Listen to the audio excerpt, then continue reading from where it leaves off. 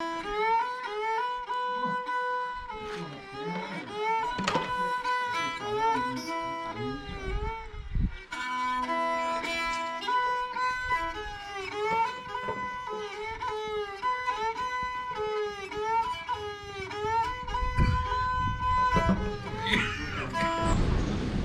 นไปตัวชัยลูวานเตอเอา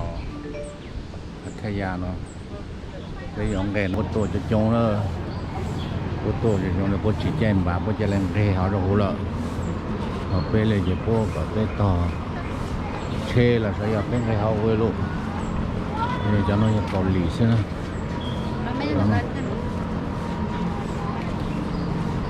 อย่าน้อยอย่าน้อยcho nó che hà được thay nữa cho nó giờ nó to tu không chỉ cho cái màu chị với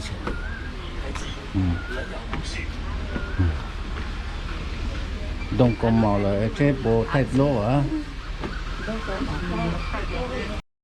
sao nói là cái nàyตัวตรงตัวต่อตัวต้นกระดิ่ง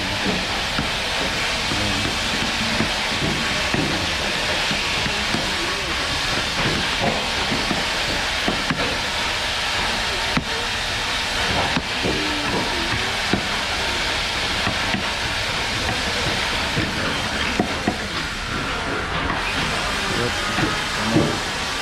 นี่เราโพสต์ตรงกันมองที่ไหนก็จะขึ้นเลยก็จะขึ้นจะเข้าไปก็จะ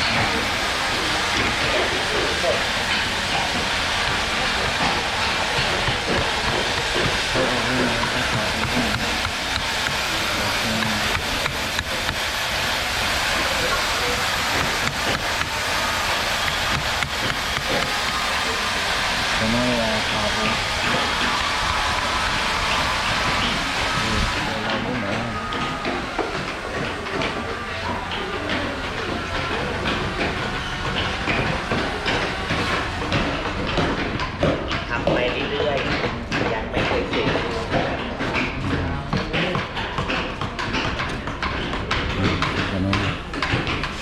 จะนอกคืนคนบนทาง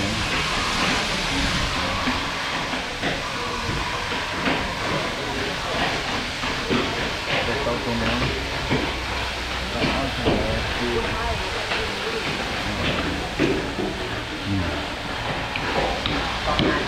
ยืดเดือดก่อนยืดยืด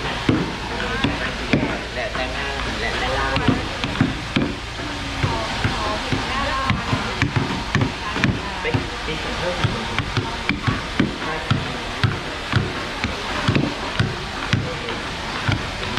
แล้วเป็นท่านี้เอาไปที่เพิ่ม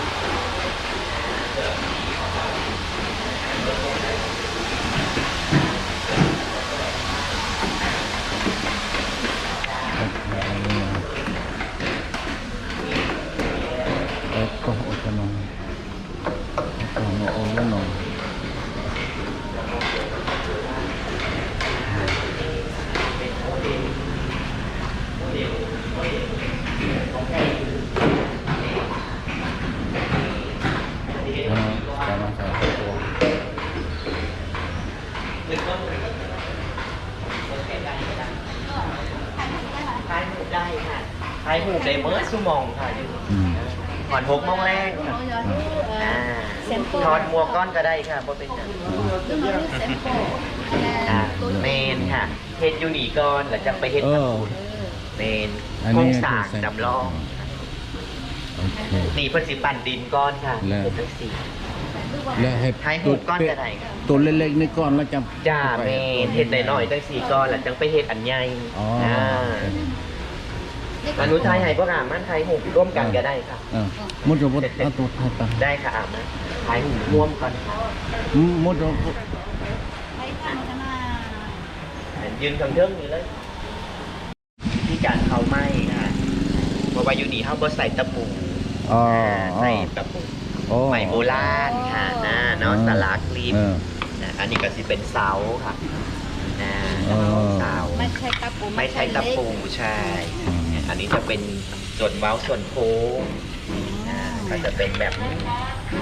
ทีนี้ก็เลยไม้ทั้งหลังค่ะแกะด้วยมือทุกชิ้นลูกดาวเพดานต่างๆก็จะเป็นแบบไอ้ผมก็ได้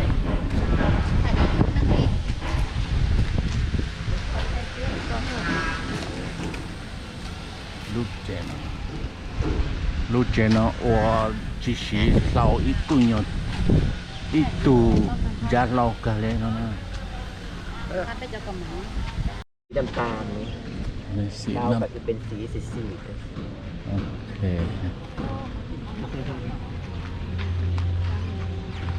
อันนี้เริ่มต้นสร้างแต่ปีไหนมา ปี24ค่ะ ปีถ้าปัจจุบันก็44 ปี 44ปีแล้ว ยังไม่เคยเสร็จค่ะ อ๋อ ทำไปเรื่อย ยังไม่เสร็จยังไม่จบ ๆ ยังไม่จบค่ะ อ๋อ ไม่มีกำหนดด้วย อ๋อ เพราะว่าทำใหม่ก็ต้องซ่อมอันเก่า อ๋อ ก็เลยหมุนไปแบบนี้ค่ะ เออ แล้วก็แกะมือด้วย อืม ก็เลยไม่เสร็จ อืม ไม่รู้ว่าจะจบเมื่อไหร่ ใช่ไม่รู้ว่าจะเสร็จเมื่อไหร่ เมื่อ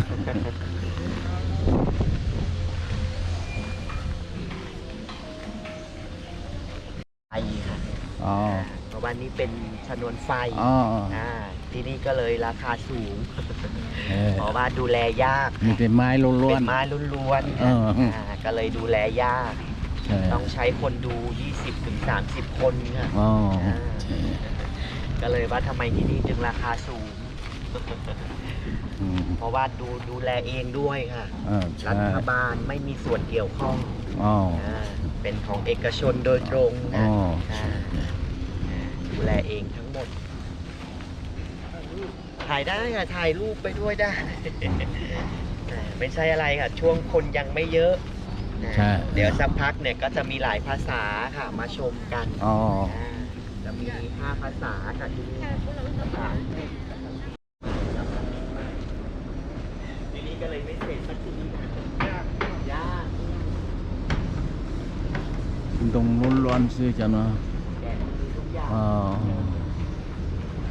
ศิลปะแบบของแบบไทยแบบจีนผสมผสานกัน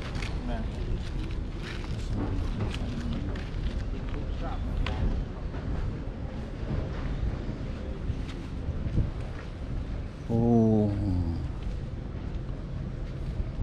เนี่ยแต่ที่ไม่ตุนยาเลยเนาะแต่ที่มาแต่ขอคือ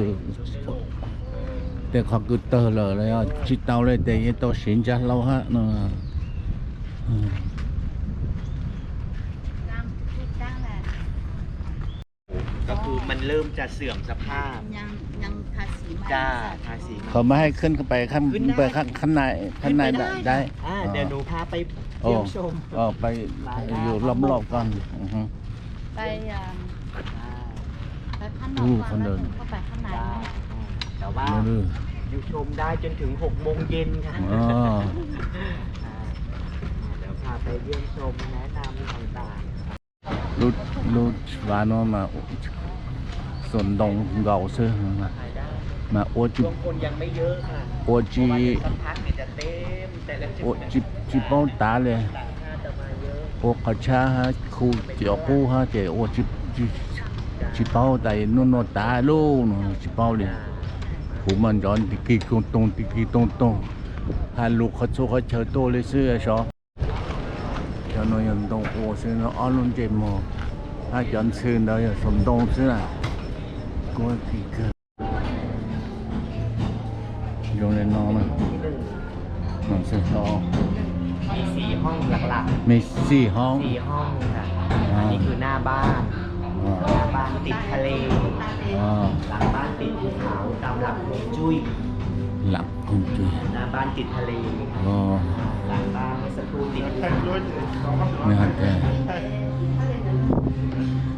ถ่ายรูปได้ไหม ได้ถ่ายได้ค่ะ มุมนี้ก็สวยเนี่ยมุมตรงนี้เลย 到了太大站，等到要到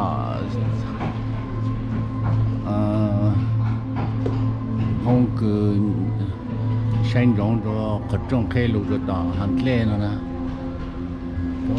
等到那送东，我连得都得。哦。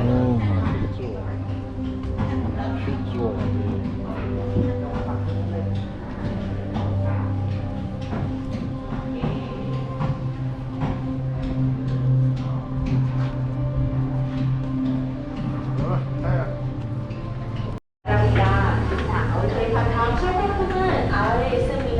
자,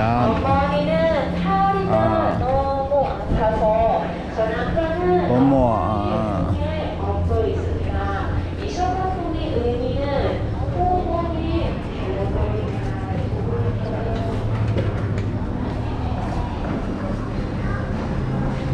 nó dễ ôn nó xuân đông ua sư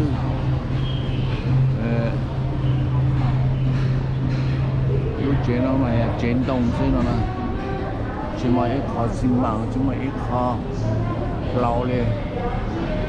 đông nó loạn sư ở là thăm mà nó chỉ kêu không cho nó rồi kế cứ gió chỉ cú của số đơn cú chỉ cú của mua tu hạt sản tu cú của tuầnทำlại chỉ muốn lên từ vang này kìa ô giờ chuyện nó có sự đầu luôn chứ ô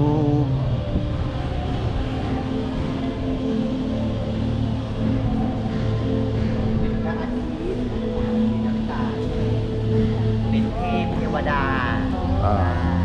อันนี้เป็นเทพของพระอาทิตย์ด้านล่างก็ดูได้นะครับ พระเทพของพระอาทิตย์ พระอาทิตย์ โอ้นั่งแล้วก็ถ่ายรูปได้มาเดินดูใช่นั่งได้ค่ะนั่งได้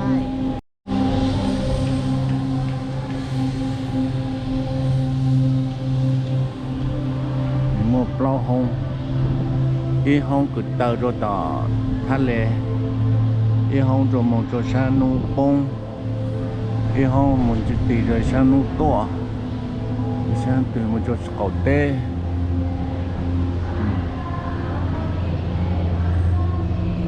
chấn chê thì trong đó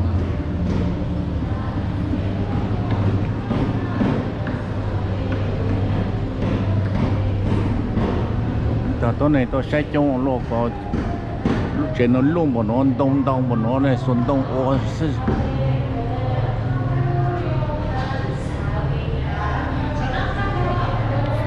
cái thay ra của trên luôn được à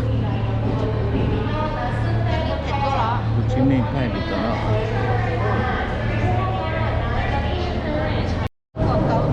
đã của tròn tàu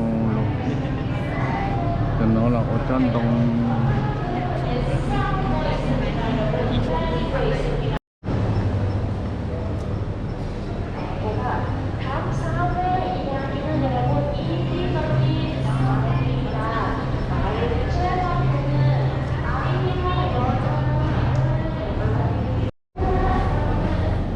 thì